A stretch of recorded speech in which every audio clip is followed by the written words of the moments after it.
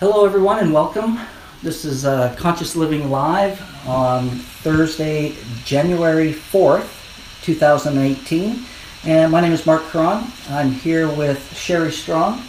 She's a food philosopher, nutritionist, and chef. She's got a lot of great history behind her. I'm going to let her introduce herself and tell you about herself.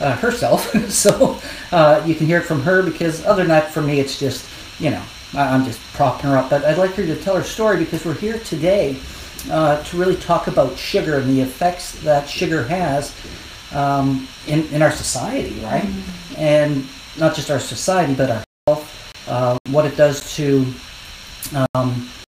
even our healthcare system. So, without any further ado, Sherry Strong, thank you for having us here. Oh, thank you for coming along and spreading the word. It's really important, as you know. Yeah, it's my pleasure. Just to let you know, we had Sherry on our radio show, Conscious Living Radio, yesterday. You can visit our website at consciouslivingradio.org. She had an interview with Tasha Sims, and it was it was awesome. I had a hard time keeping my mouth shut, because they said so many great things that I identified with.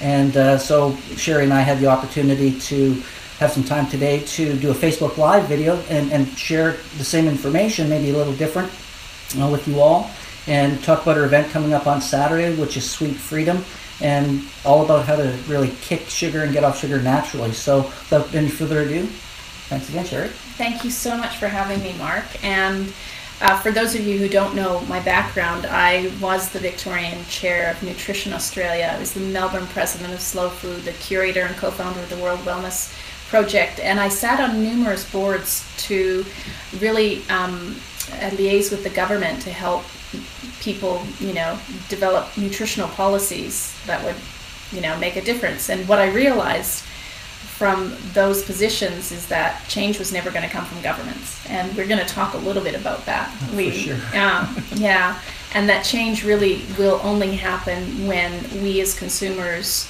who are consuming make very different decisions, and that will actually shift more than anything in the world. And so I know about this really well, not just because I held these positions of influence, but because myself, I actually struggled with sugar addiction for a good portion of my life, right?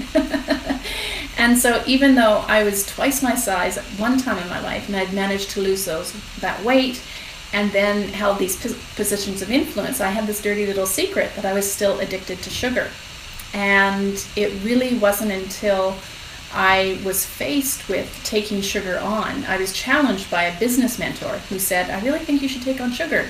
And my first response was not appropriate for public consumption. I basically thought, there's no flipping way I'm going to be the person to stand up and give up sugar, because it still had a hold on me.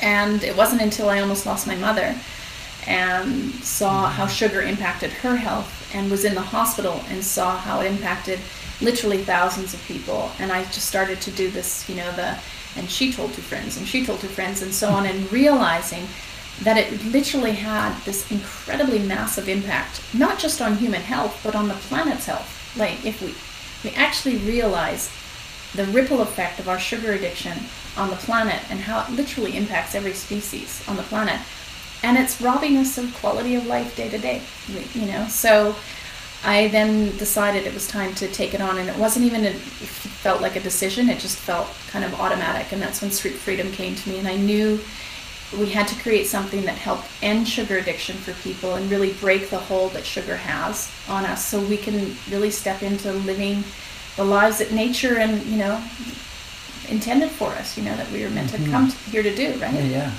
I love that name, Sweet Freedom. It's like sweet and freedom from the sweet, but we all like sweet. Yeah. Because the one thing, and I think this is what happens just naturally. One thing I learned in my years of study was, the human body, when we break things down into just its own simplicity, we crave sugar, fats, and salts.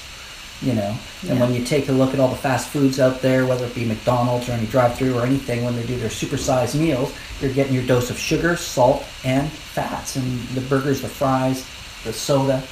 you know, and let's say sugar's everywhere. How do you avoid sugar in today's world? Yeah. You know? Well, I think I was recently writing an article. I was creating some Facebook memes and asking people which heading they thought was more appropriate.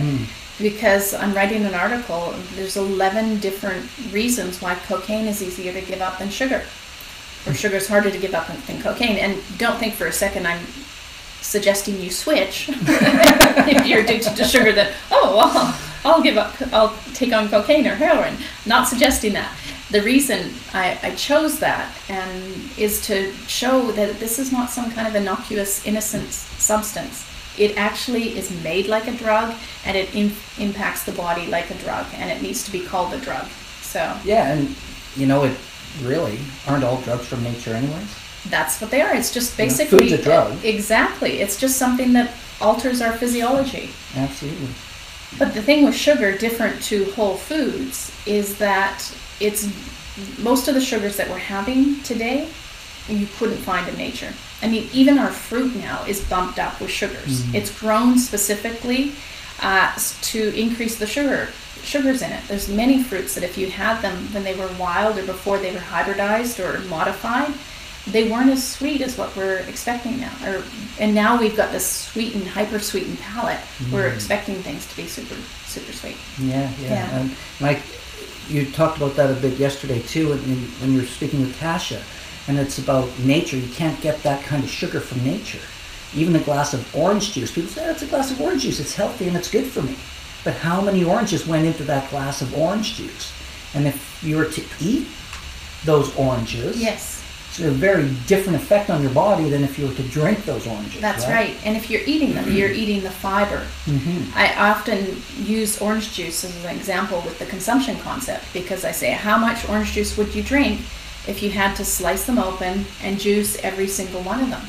Most people would tire out by 3 oranges, right? But most of the glasses, people are drinking glasses this big of orange juice, right? And they're sucking it back in 3 seconds. Absolutely. And having another one. That's correct, right? Yeah. It's our consumeristic society. Yeah. That, you know, we'll talk about that a little bit more as we go into why this has been allowed to happen for so long.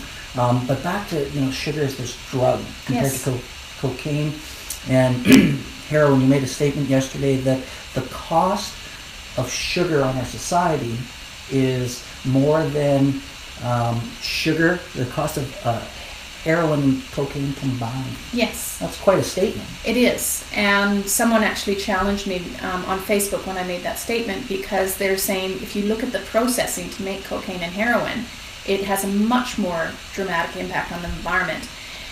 And the reality is actually making those substances there isn't a huge difference, particularly something like high fructose corn syrup. There's not actually a huge difference in how they're made. But if you look at the volume in which we consume sugar, right, like there are billions addicted to sugar on the planet, as opposed to billions addicted to cocaine and heroin. And and then the impact that has, not just on how it's made environmentally. We have heart disease, diabetes, Alzheimer's, and 143 other diseases and conditions that are directly related to sugar consumption. So you just start to take not just the volume of food that's produced that has sugar in it, that has packaging, that has, all the things that are related to it. If you look, anytime you go out in nature and you see litter, it's usually sugar or highly processed food related garbage, right? Most of it's not. Nature doesn't produce garbage, it produces compost. Exactly. Good point. But if you extend that even to the disease conditions, how much environmentally is impacted by when they're treated in a hospital or with drugs, the packaging of all those things, just treating a wound, or, if someone has to have an organ transplant or, all that kind of thing. It has a huge impact. And then if you go to the vanity place, because a lot of people are aging prematurely because of sugar. So I've been talking about reversing sugar aging, right? You can actually reduce that. But a lot of people will go and get surgery, to prop up something that's actually fallen or maladjusted prematurely because of eating refined sugar. And just for one visit to go and get a procedure done, is the wastage and the chemicals required and the packaging. It's just extraordinary. So when you extrapolate it, over all of those things, it just becomes like unimaginable. And it makes my mind swim with thoughts when I think about that environmental impact just on the planet, from the trucking, the packaging, the gas, the fumes, all of these things, and then what it does just within the ecosystem where Plastic. the sugar canes grow. Oh, yeah. Just all of that sort of stuff. So those things always quite amaze me. And when we talk about conscious living, and the simplest form of consciousness is awareness, and knowing and being aware of what we're doing, why we're doing it, and the effects that it has, not just on us as individuals, but on society as it ripples out from us. And I'm always curious about this. It was coined to me, and I really glommed onto it. Was just the term a conspiracy against consciousness. So when we look at sugar, is there some sort of conspiracy against consciousness, as well as our healthcare system and all of these different things? Our politicians and our laws and our rules are all made up to protect us from cocaine and heroin and drugs, yet we make sugar so cheap, and it affects our health in so many ways. Yes. So the cocaine and heroin industry isn't subsidized by the government, but the sugar industry is. And I don't use the word conspiracy. I use unpopular theory. Unpopular theory. So there's an unpopular theory out there. That's what it is. Most conspiracy theories, there are some that are totally just, paranoid, schizophrenic, delusions. But for the most part, many of them are just unpopular. And they're unpopular because they go against the grain. And going against the grain is, not just, following the road most traveled. Okay, so with our government, and the reason I know this, I worked within government. I saw how it operates. I worked within nutritional organizations who, for the most part, everyone who sat on that board had altruistic intentions for getting nutritional information out. But even though the ones that were privately, funded and self-sustaining, were often dependent on food companies. Most people don't realize that, probably in the Conscious Living Network, a lot of people know this, but universities, the nutritional information is often funded by the food industry. I remember when I was studying at university, the dairy, notes on dairy that the lecturer was actually presenting, actually had the Dairy Corporation's logo. How unbiased would that information be? And when I put up my hand, we're going back almost 30 years now. There weren't the holistic, integrative nutrition schools back then. And I remember putting my hand up and saying, but what about the mucus-forming properties of dairy? And my lecturer said, oh, Sherry, I think you'll find that's largely psychosomatic. And when I presented alternative information within the papers that I was delivering, which I was super excited about, I just had big lines through my paper, right? So they weren't even open or interested to anything that was outside that scope. And so if you look at government doesn't have the resources to educate people. We often think... Yeah, they fund our schools, right? Exactly. Well, that's another thing. They fund the information and the system that sets us up to be part of the system, right? Exactly. So they don't... That's why it's so hard to get really great content in public schools. So then let me ask you this. Yeah. Do you believe then that these governments actually know the effects, because we're talking about sugar, specifically sugar, and dairy's I got a spot for that on dairy too, because cow's milk for big cows, right? Yeah. So do they know? I think there are people within government who know. There are people who are awake. And when you're awake within government, you have very little power because the whole system's not set up for the wakeness. It's like, this is the stream. It's going down here. I did. That's a good name. Yeah. So there's the stream, and the awake people are going upstream, saying, no, don't come down here. It's flooding, right? And then the sky is falling. So they're very small with very little power in a system that's going this way, that's really directed by big business. And if you think about the billions of dollars that are tied up in the sugar industry, it's a huge, huge Goliath of a thing to take on. So anyone who's like me, trying to be a David, you know, anyone who's in government who's trying to take it on and say, look, this is crazy, it's killing people. You know, people who've been in that system for a long time are just like, you know, you want to redirect our ocean, you know, our riverway. Yeah. You know, it's not just creating a dam. What people like me are suggesting, and people in government who are awake are suggesting, no, we want to actually totally redirect this. And that's what it feels like. It's like this big, you know, thing that's impossible to do. And government just has this very slow moving mechanism to actually make change. And so by the time, it's like, you know, people are saying 20 years ago, when I was presenting this information, so I'm not presenting, you know, a great deal of different information now. It's just that now there's an awareness that where people are actually listening to it. But when I presented many things up to like 25 years ago in my classes, my cooking classes, people would say, well, what's your proof for that? What are your references for that?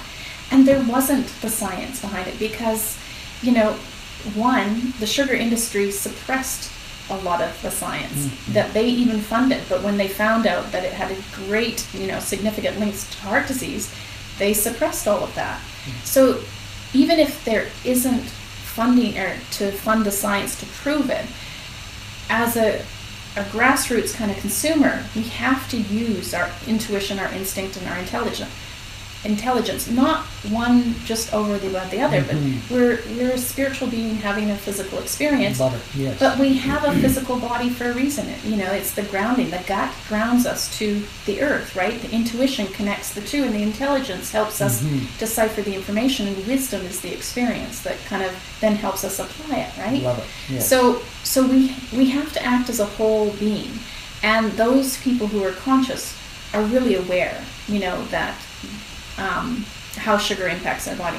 Whether they're ready to give it up or another, you know, you can be conscious and still have your vulnerabilities, you know. Yeah. But going back to kind of how government works and how change happens, if you wait for proof that your body's intuition and your instinct and your intelligence, all you have to do is look at how oils are made. You know, if Udo's book, you know, fats that harm, fats that heal, or kill that heal, if the only thing it did was present how oils were made, and we used our intelligence, intuition, and instinct to say, that can't be good. Phosphoric acid, that can burn a hole in my hand, bleach, caustic soda, sodium hydroxide, you know, if anything is exposed to that, I don't need a 20-year research paper or study to prove that it's unhealthy for me. I'm just going to use my intuition and avoid that.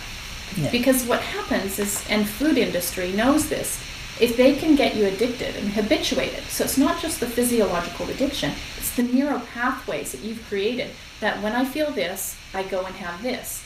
And you entrench that neural pathway so deeply, when the research comes out, you're so addicted that for the most part, most people just go into denial. Well, what do you mean sugar's addictive? I don't have a problem. and it's so true. This is really conditioning 101.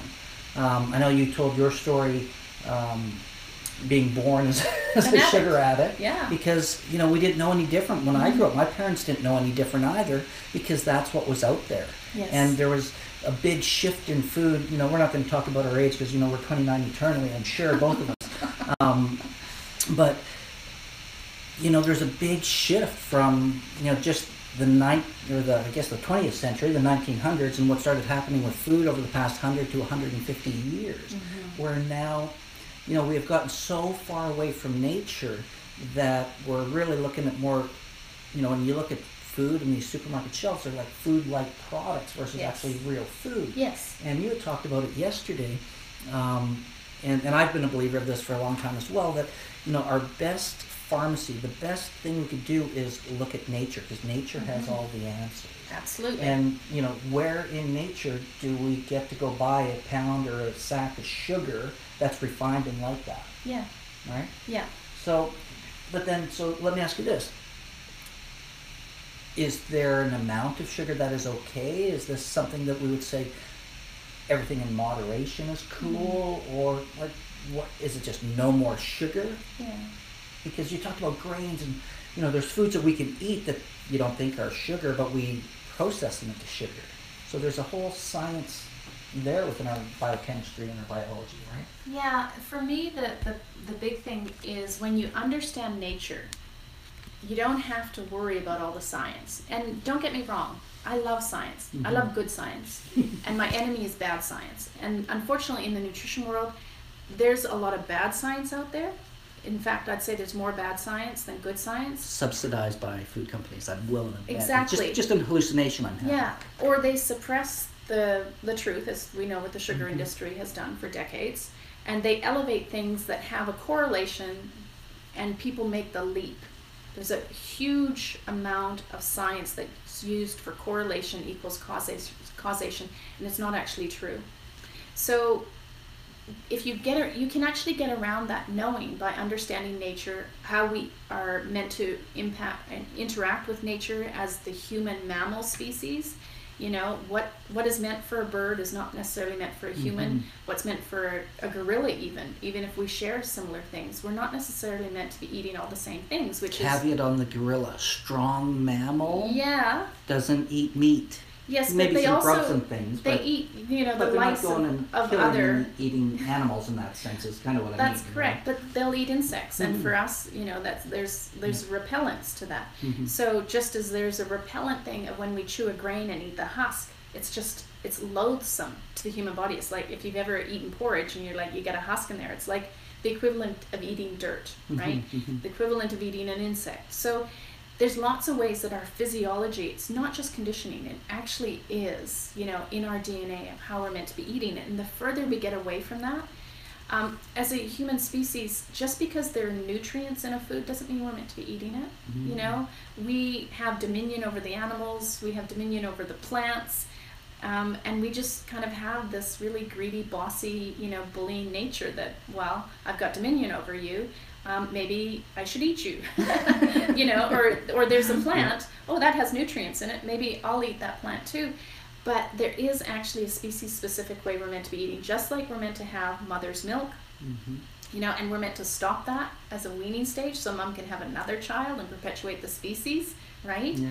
There are things that we're meant to be eating naturally and things we've appropriated and adapted to eat.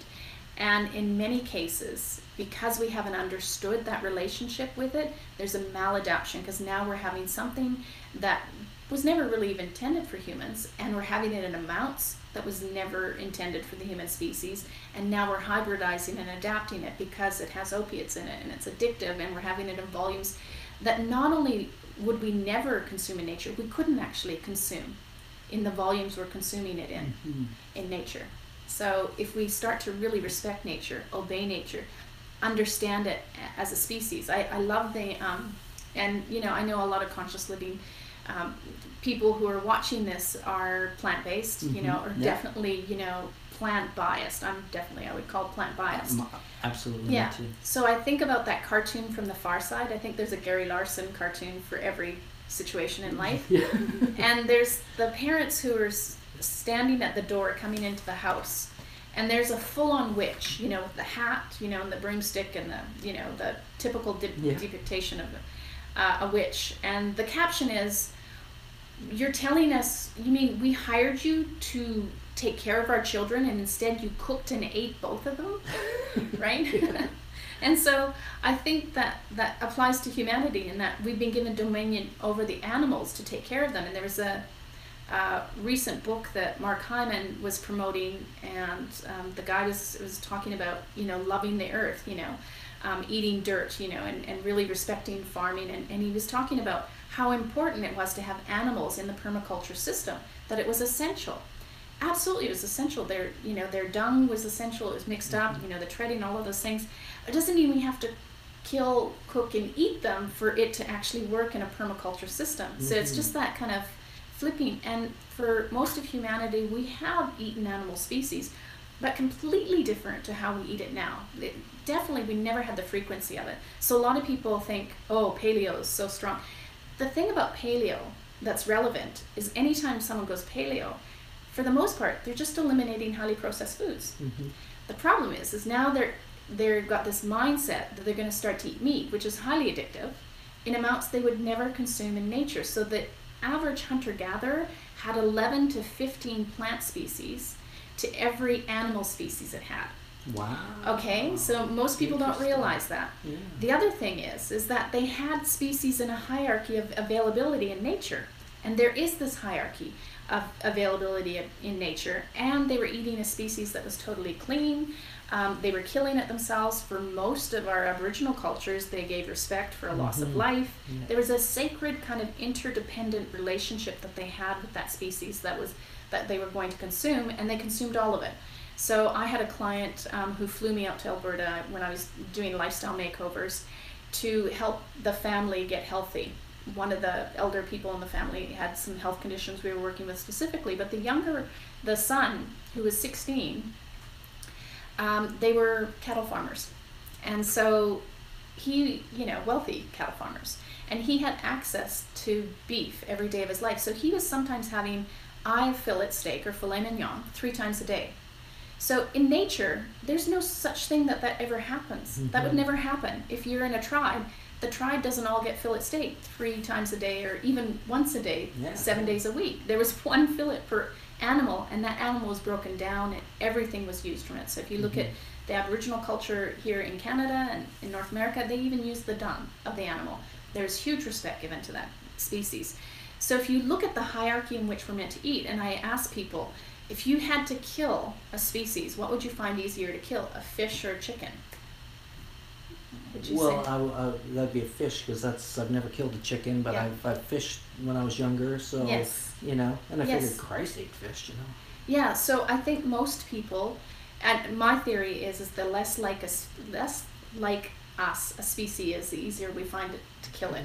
Okay, so that's just my theory. Yeah.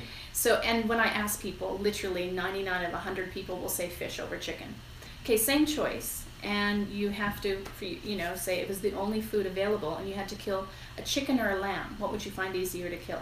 It would be the chicken. The chicken, again, less like us. And I said, imagine looking into the eyes of a lamb and killing it. Most people could not do it. And when I gave this presentation in Australia, I had an Australian lamb farmer say, I don't mind killing a lamb, and I was like, okay, backed up. And he said, I'm 3rd generation lamb farmer, I grew up killing them. And I apologize to any Australians out there. That is a terrible accent. Even though I lived there for 22 years, I still can't do the accent properly. I thought it was pretty good myself. No. Because you're Canadian. Yeah, exactly. What do I know? Yeah. So I said to him, do you remember the first time you killed a lamb? I said, can you remember it? Great question. And he said, yeah. And even as he said, yeah, he was remembering his physiology change from the cocky, Australian, larrikin, to he just got really somber. And at one point, his head even went down like this. Yeah, I do. This is a great story. And I said to him, did you have to shut off a part of you that was human in order to do it? And he said, yeah, I did. Okay, so in order to kill a species, that's why, young men were trained as warriors. Just like we train people to go to war to kill another human being, men trained as warriors to kill an animal out in nature had to shut off a part of their humanness in order to kill that being, right? So there is a hierarchy. So they would be, a traditional hunter-gatherer would eat a gerbil, over a chicken, right? Yeah. Because it was easier, it was more abundant, easier to kill, all that kind of stuff. So our relationship with even that process has diverged so far from nature, where we open up a plastic packet and we eat a fillet steak without any consciousness of the fact that that's one part of whole species. And so this young fellow that I was working with had severe crippling arthritis at 16 years of age. And literally within a week of getting him off the red meat, starting to incorporate a large amount of, living plant foods, and whole foods into his way of eating, significantly shifted his pain just in a week, right? That's fantastic. So, and that's what we notice, anyone who works in this field, and I'm certainly not alone. There's many people, and that's why we have a field of an education system now of people training people to become nutritionists and people who are, particularly working with diet to help reverse this way of eating. We need thousands of people out there. We also need them to learn how to make a living doing it, because the average nutritionist is making about $20,000 a year. And I'm really passionate about getting nutritionists to learn how to be financially savvy in business. And that's an interesting statistic, because I heard something not too long ago that, the average doctor gets so little nutritional training. Oh, yeah. They get medical training, they get pharmaceutical training, but they don't get nutrition training. But before we go any further, I want to come back to the story about this guy in Australia and the lamb. Oh, okay. Okay, only because I love the way you went and reframed it with him and took him back to that first time. And it's something that, and I share this only because I want people to become aware and more conscious about their own conditioning. And when we do shut down parts of our humanness, any part of what it is that we learn, and when we find that we're going against our intuition. And you had mentioned it earlier that, you know, the neuroassociative trance, this condition that happens the more we do something, it gets more ingrained in what we do. So here's this farmer, the first time, didn't feel good, but then he got broken down, he became conditioned because that's his job, now that's what he does, and now he's bragging about it. I almost went into an Australian accent, but I didn't want to embarrass myself. But, you know, he was almost bragging about it until the point where you brought him back to that first time. Which then brings me back to a story, and I'm sure many of you have seen this video on Facebook, but it's a remembrance to, it was this young, I think he was Italian or something, he was eating octopus spaghetti or something, and he was, well, but Mom, that's an ant, and all of a sudden this young boy started making this connection. And when we look at kids, we look at nature, and we look at these, you know, these truths, this is a powerful thing because nature in its own way tells us what is. And when we're younger, we're certainly more natural and more, I think, connected to source that way.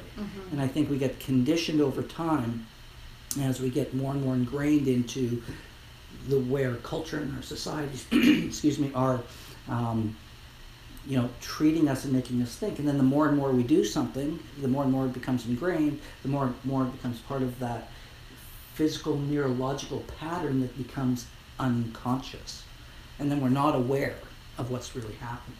Right. And then you talked about addiction, when you said even meat's addicting. Oh yeah.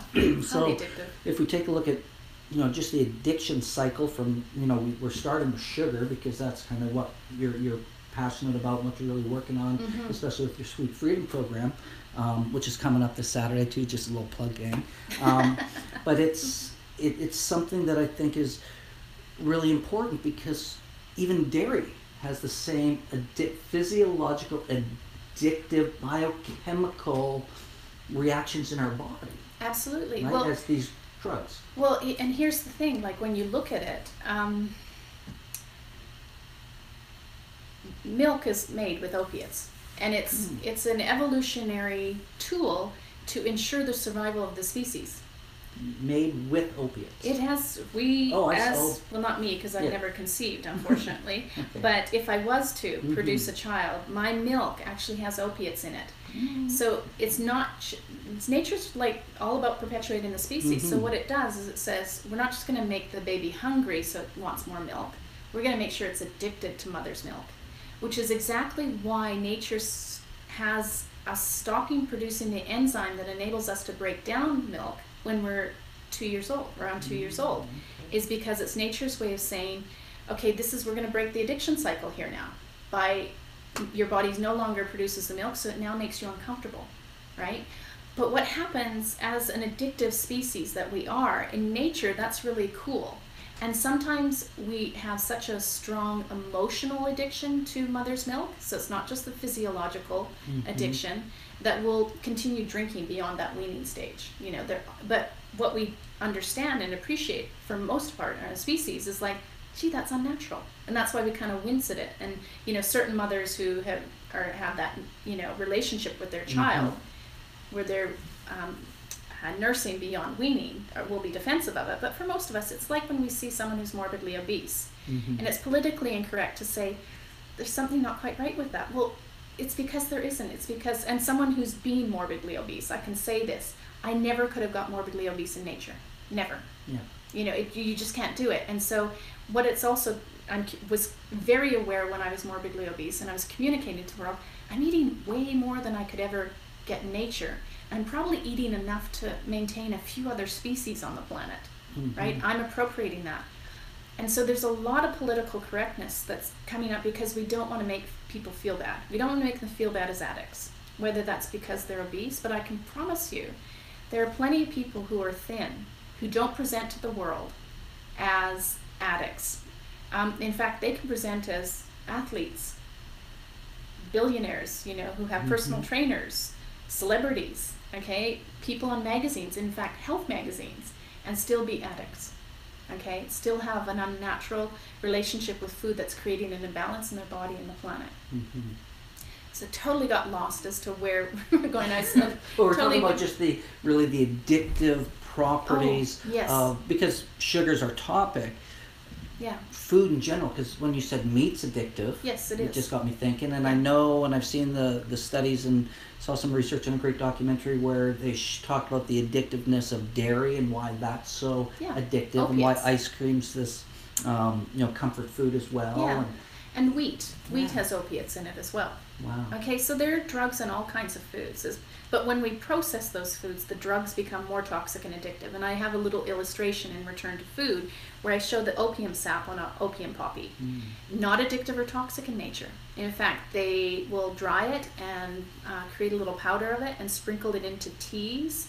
And during funerals in Iran, I was told by someone that that's what they do. Not toxic or addictive, much like us having a cup of coffee or a glass of wine. Is it intoxicating? Oh, okay, so you know what I mean? Yeah, it's a natural. It calms the autonomic nervous system, or it creates a change of state, right?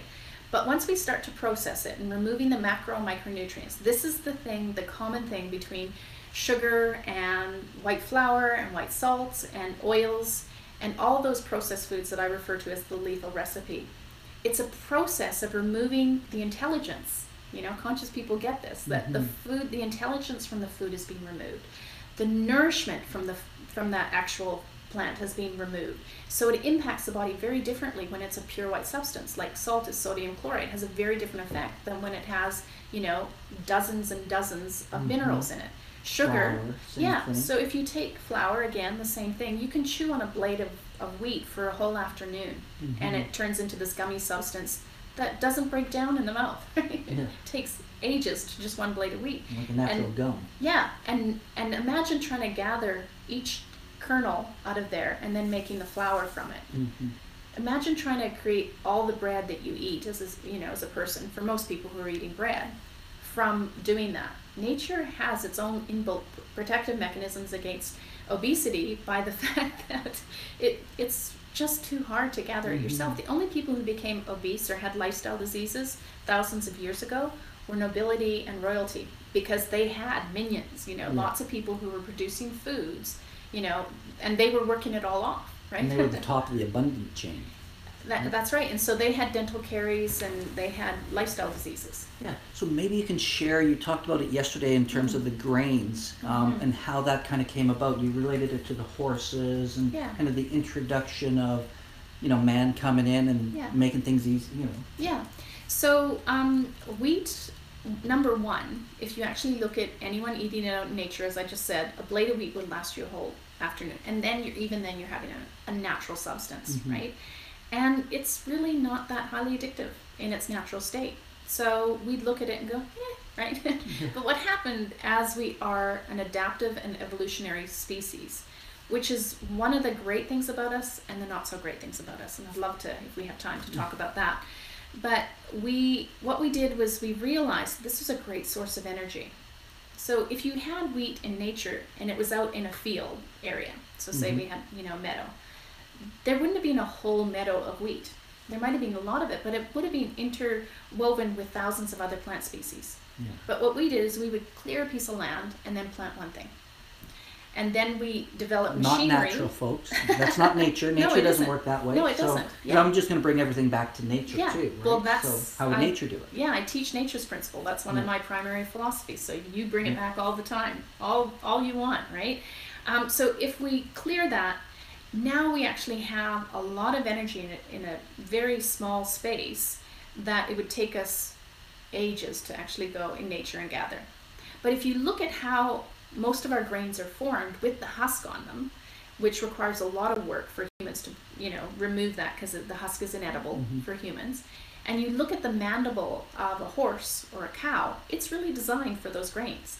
And so it's designed to have a massive amount of energy to feed a massive amount of animal. When humans then appropriate and eat this thing that's designed to give us tons of energy, and we're not working away building pyramids, or in slavery, with minuscule amounts of food. They were given the wheat because it could actually fuel them to build massive things. We're now sitting in front of a computer eating the equivalent of what would take us weeks, if not in some cases months or years, to accumulate the ingredients and process them to the extent they are. So I often say that there is a correlation between the resources of the planet to produce something, human resources to appropriate and produce it, and then resources within your body to then process it, break it down, and eliminate it. There is a correlation there, right? So the closer we are to nature, it's really simple. So running the human being is incredibly complex. But the user system to do it, if we just follow nature, is incredibly simple. It provides what we need when we need it, seasonally, locally, organic, whole. And we just have to follow the seasons. We have to follow what's available and choose good places to live, which is why, in real estate, we say location, location, location. That's why the Mediterranean is so much more desirable, or California is so much more desirable than the Arctic or the Antarctic. Is because the greater selection of food. Absolutely. Warmer. It's comfortable, right? But specifically the food, it gives us this access to a wide variety of particularly plant foods that we can grow in those areas, right? So. And it's kind of like, it gets me thinking when you were talking about, location, location, location, and nature, that 100-mile diet, like what's, our genetics are kind of, we're designed by nature. Yeah. In the middle of winter, I shouldn't really be eating a banana. Because where am I going to get a banana around here if I'm just an animal? Yeah. And I always like to refer back to, the bear in the woods doesn't go, it's dinner time at 5 o'clock and go through a drive-through. It's got to go work and find it when it's hungry. That's right. It doesn't eat just because it's time to eat. That's right. And there's something really juicy about that whole piece of availability, and it just completely went through I lost the train of thought. There was something really juicy about when you started that thought. What was it? The 100-mile diet. 100-mile diet. Thank you. Locality. Thank you. Because what I noticed, and everything that I talk about that's bad with the food world and the nutrition world, I've been guilty of it. Okay. Me too. So one of the things that happens is people with kind of the raw food diet or the holistic diet kind of thing become very holier than thou, self-righteous. And the truth is many of them are eating unnaturally. And eating things out of context of nature, eating volumes of things they could never source in nature, like the whole cashew thing. In order for a human to get cashews, it releases a toxin. So humans, again, evolved to be able to extricate cashews by using certain chemicals or boiling processes to extract the cashews. Now, and cashew's not really a nut, is that correct? That's correct. So, but what I'm saying is if a human can obtain something naturally without it being toxic, chances are it's not meant to be a food that we're meant to eat a lot of. So I would have nutrition students that would be coming to me and they're explaining, why have I got this certain issue? And I would be looking at their diet, and some of them were eating like half a jar of nut butter at a time. One, like almond butter, if you're eating a half a jar of almond butter, it took me 10 minutes to peel my first almond. Okay? I couldn't obviously do a cashew, but now you're eating something, and here's the other thing. Most almond butter, even the raw organic almond butter, has the skin on. When you eat an almond in nature, when you pick it out of the shell, the skin is actually attached to the shell. The skin only comes on when it's dried to prevent it from germinating, so you can store and use it. And that has the anti-nutrients in it. So that's why people soak the almonds to get the anti-nutrients out of it, but it's still there. So that's why when I make almond milk, I'll actually peel the almonds. Wow. Right? So it's about, we don't even know this about nature. So people will go to nutrition school and come out of nutrition school not understanding how we would actually source and grow things and eat things in nature. So we need to even get, the most learned of people around the nutrition piece to understand how we interact with nature. So, we've slammed dairy, we've slammed meat, so left to eat. We've slammed sugar. Yeah. Exactly. So, other than, diving into all those yogic superpowers where some of these yogis just live off prana and the energy of the sun and they don't eat, what do we regular folks eat? Oh, and one thing I was thinking about too when you were talking about sugar and the wheat and just what we do, even in the conscious community, from vegetarians and things of that nature, one thing I found interesting, because one of the most highly prescribed pharmaceuticals in the world is antacids. Mm-hmm. And it's because we live a very acidic life. Mm-hmm. Sugar, dairy, meat, all of these things. Yeah. And, antacids is because of stress and ulcers and things of that, biochemically. But I don't see a whole lot of vegetarians and people who eat closer to nature as stressed out or living an anxious life or anxiety or things of that nature. Can I add one caveat to that? Please. Because there was a recent film that came out, What the Health, and I had a huge issue with that film because it basically made the assertion that if you're vegan, you're protected against diabetes because sugar is not the cause of diabetes, that meat is. Okay? Wrong. And in fact, at the end of the film, when they screened it here in Vancouver, they gave out a prize for what doesn't cause diabetes, and all these hands went up, sugar, and they're like, yes, and I'm like, no, because sugar does cause diabetes, and meat might help, in the sense of blocking, certain functions of the liver, but there are a lot of vegans out there that when they give up meat because meat is addictive, they then go to sugar. Mm-hmm. And this film, the languaging and messaging was really unhelpful. Okay, I'm pro plant-based and vegan lifestyle, and I really respect it. But there are a lot of vegans who are eating unnaturally. Mm-hmm. They're just, for ethical reasons, they don't want to harm animals. But there's a ton of vegan and vegetarian food and gluten-free food that is just as unnatural and unhealthy as, factory farm meat, and has a big impact on the environment too. And that's a great segue into the last question that I just asked then is, then how do we, whether we're going to be vegan, vegetarian, or omnivorous, how does one, do things in moderation or in balance in a way that we can, I believe, once, because I experienced myself, as soon as I changed the way I ate, I felt so much better. I thought differently, I spoke differently, I interacted differently. Everything changed for me when I gave up a lot of those things. I'm not going to say that I don't eat processed sugar, but there's none of that stuff in my house. I don't buy white sugar, I don't buy white flour, I don't do any of that. But as I mentioned to you earlier when I got here, I'll be honest with you, my weakness when sometimes I go for a sweet treat, I go for that Wonder Bar, but I'm not perfect either. So in today's world with so many options, so much conditioning around our food and the pleasure and everything that food has to us, because everything is connected to food. Socially, relationships, everything. Yes. So much is about related to food. So what do we do? What do we eat? How do we then move forward? Yes, well, the seminar on the weekend, Sweet Freedom, is all about going out into the wilderness and learning how to survive on nuts and seeds and tree bark. Awesome. No. Not at all. No? I was getting ready to put my boots on. I wish I was that involved and natural, but I'm not. So I often say that I don't know about past lives or future lives, but I do know that I came to this incarnation for the food. Okay? Yes. There's definitely a part of me that is the nutritionist, but there's also the part that's the chef. There's the part who loves pleasure, the hedonistic side of food. And then there's the nutritionist piece that loves to feel good, loves to do the right thing by the environment, that kind of thing. And so what I try to teach people is, how do you live as a modern person and integrate that pleasure side of us, which food does give us an enormous amount of pleasure, but also that piece of wanting to enjoy food while you're eating it, after you've eaten it, and when you wake up the next morning. We talked about how, before the interview, we talked about how we're often eating things and not making the connection between the next morning waking up feeling like crap, or even just low level or deeper levels of depression. Now, don't lose that thought, because I want to tell our viewers the story that we had talked about, and part of it was about Sherry's previous, sugar issues. And I told a story, because I gave up dairy a long time ago and sugar, and one day, it was a hot summer day, it was a Sunday evening, I remember it was like yesterday, because it was tough for me. And it's just, I wanted this ice cream.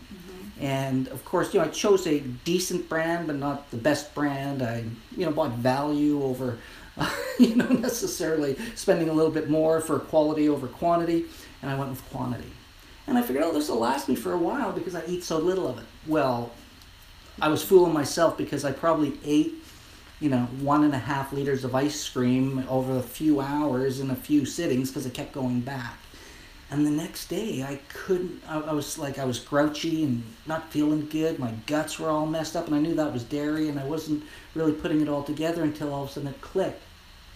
I had more sugar and more dairy in one sitting than I had in months. Mm-hmm. And I was a cranky, miserable guy the next day.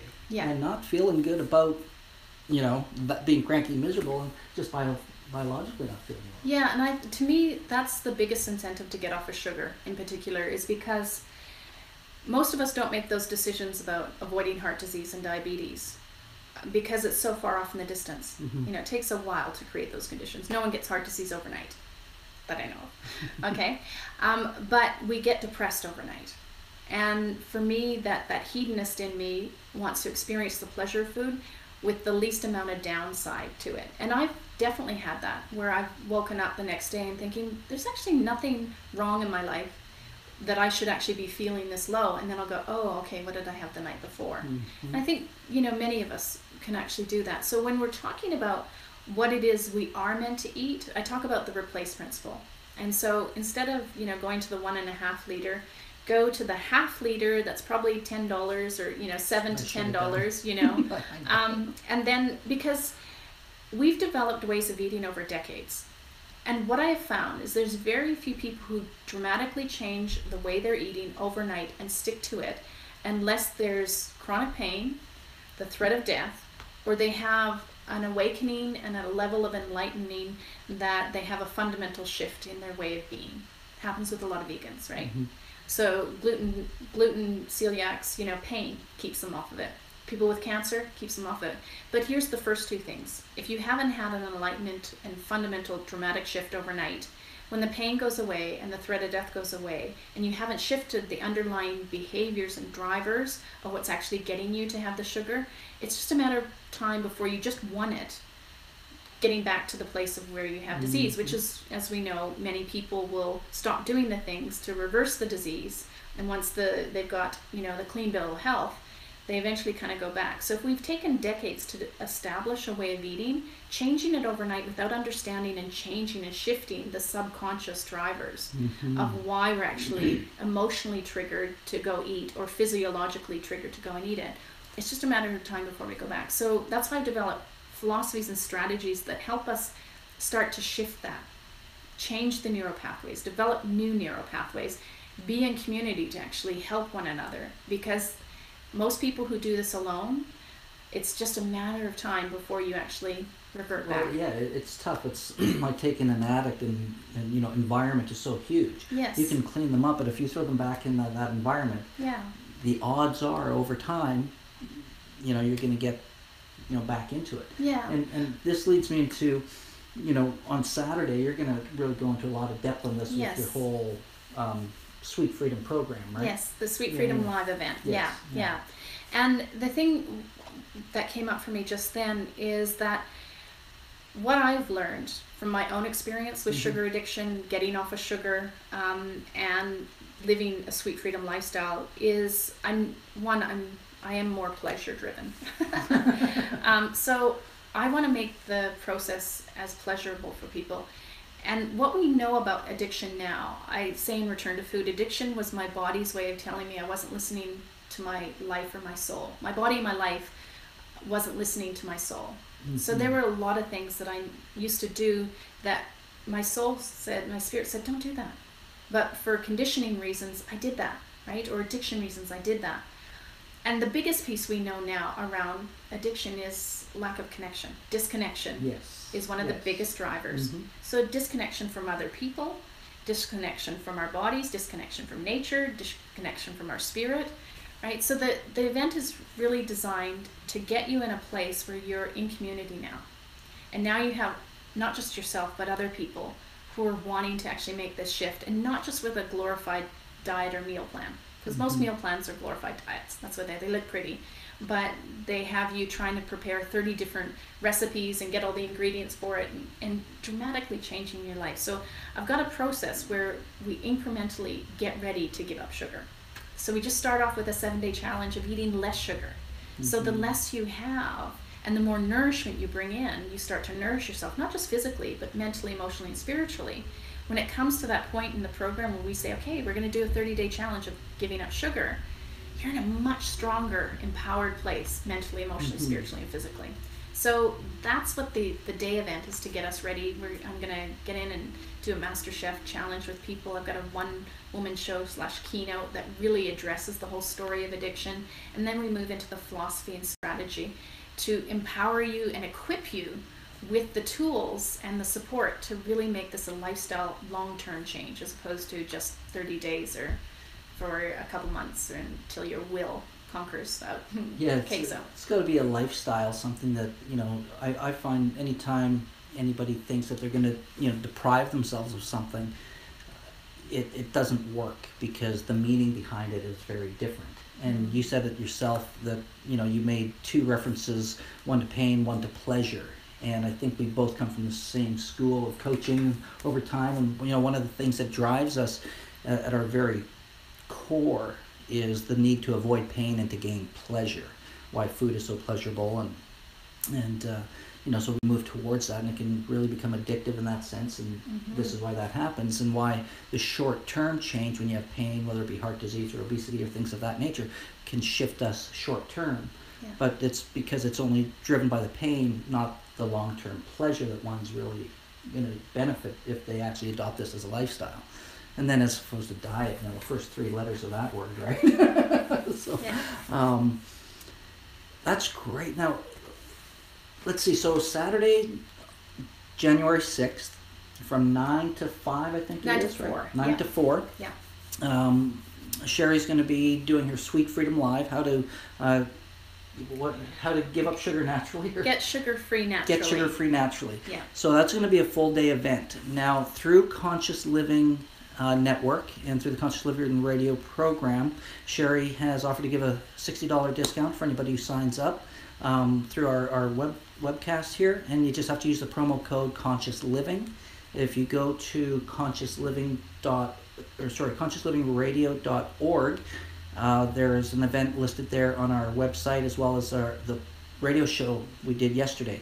If you're not a member of Conscious Living Radio, it's okay. It's free to join. You can just sign up and join there, log in, and you can listen to the interview that Sherry did with our own Tasha Sims yesterday as well, which was really good. And like I say, it got my mind really working and really excited. It was like, I couldn't wait to talk with you today, because I'm passionate about this stuff, and it's nice to speak with people who get it, who know it, and have got such an expertise around it.